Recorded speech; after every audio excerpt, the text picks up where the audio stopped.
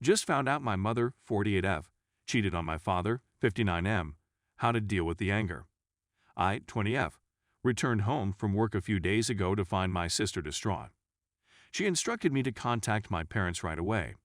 When I contact my mother, she cries and confesses, "I cheated on your father." For a quick recap, my mom has done this previously. My parents split almost 13 years ago because my mother had an affair with another lady. I was too small to remember anything. All I recall is my father being visibly upset and my mother always sobbing for years after. They reconciled when I was around 11 years old. Since then, my mother has been in a perpetual loop of telling everyone she is leaving my father but never really doing so. Last year around this time, Mother informed all of my siblings and her friends that she was finally done. I encouraged her to go since they were never a good fit. She remained and vowed that things would be different today. My mom has a tendency to be quite self-centered. We've always had a strained relationship because I despise her for a variety of reasons, most notably how she abuses my father. My father takes care of everything for her. Every night, she cleans up after herself, pays all of her bills, and prepares supper. My mom earns a nice income as a nurse and can spend it on anything she wants. The rage I felt as a result of seeing it has eaten away at me. If you confront her, she will either weep or get highly defensive. This is the final straw for me with her. She didn't even confess to my father. He had to dig through a mound of junk she'd left by her bed to uncover a hotel bill. I can't put into words how furious I am. My father is a man I adore. My mother seems to be a selfish, immature excuse for an adult. At the same time, I know that's not the case. Of course, my mother has beautiful traits, but I don't care about them right now. My older siblings aren't as irritated as I am. Is there a problem with me? Is it possible that I come to regret being so harsh on my mother? It's crucial to understand that my first objective is to help my father in any manner I can. He is over 60 years old, and both of his parents have died. He's a fantastic parent. I just do not want to live my life as someone who despises their mom. Story 2. My boyfriend of 2 years has a new friend, and he's treating her a lot like he treated me before we started dating. My 22-year-old boyfriend E, 27-year-old, has been spending a lot of time with his buddy L, 23F.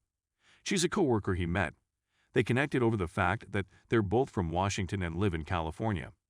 She relocated to Washington approximately a year ago. They maintained in contact by periodically sharing songs to each other. They both love music, which I don't mind at all. We were in California till the beginning of October. I remained in CA to complete work, and he took all of our belongings up to his mother's place until we found an apartment, so we were separated for about a month. We phoned and texted often, and there was never a problem. E and L had planned to attend a performance during that month, having purchased tickets in August knowing we'd be staying here. He had verified with me before purchasing them to ensure that I would be okay with it. Sure, I answered. It seemed like fun. When the night arrives, I get a call from him around midnight. It turns out he wasn't allowed to enter the venue since he wasn't properly vaccinated, so they ended up driving about in his vehicle for 3-4 hours just chatting.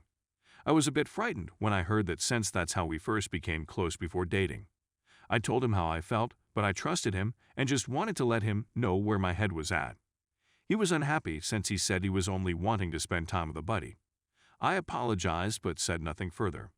A few days later, he texted me, wondering whether I was all right if L came over to his mother's place.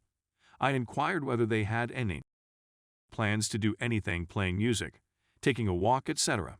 They were simply going to hang out, he said. I replied sure, and 30 minutes later he tells me she's at the home and he'll speak to me later. I was surprised since she lived 30 minutes away, so I wondered whether he had asked her to come over before checking with me, or if she just stopped what she was doing and booked it over. I imagine they probably chatted about it quickly. He checked in with me, and she was probably already on her way out the door. They spoke for a bit until she went home late that night. When he phoned, I asked if they could grab coffee or lunch, or go to a bookstore the next time they saw each other. I told him that in my experience, having somebody over to parents' residences was always a special event. It indicated you were ready to welcome them into a family. He said that having guests around was nothing out of the ordinary for him. I inquired as to how we might reach an agreement. He stated I was mistaken and romanticized the act too much, but he wouldn't take her to his mother's home again. Then he asked if it was acceptable if he invited her over for Halloween. I told him how I felt about it, that my position hadn't changed, that I wasn't comfortable with it, but that I wouldn't tell him not to do anything out of fear of damaging our relationship.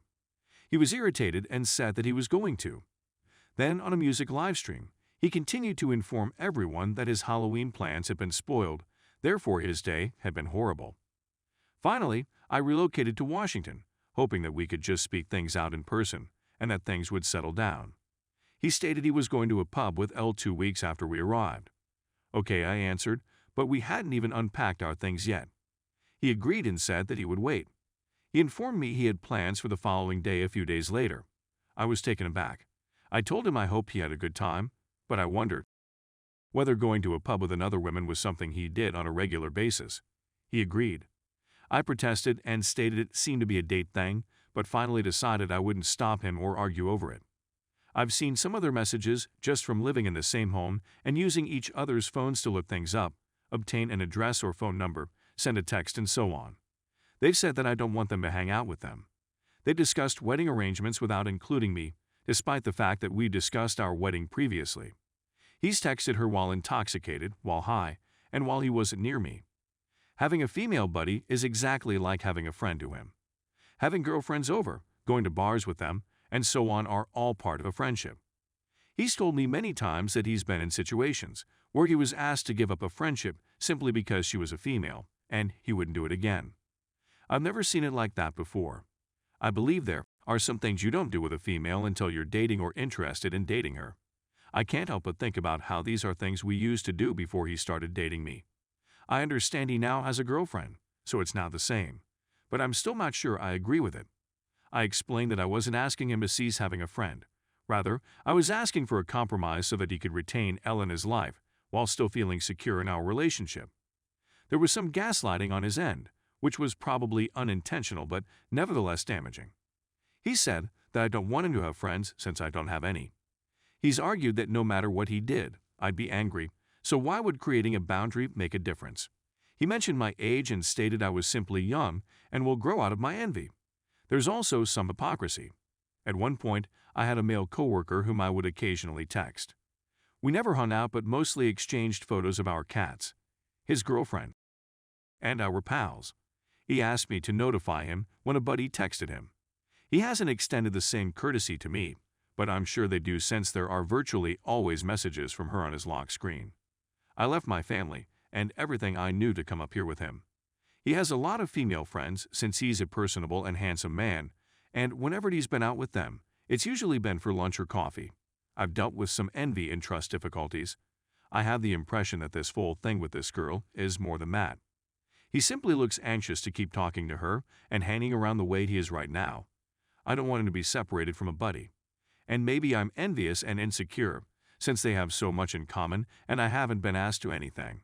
But if I go beyond that, I believe there's something I simply don't understand about having a friendship with someone of the opposite gender. How can I conduct this talk with him in order to establish limits on which we can both agree?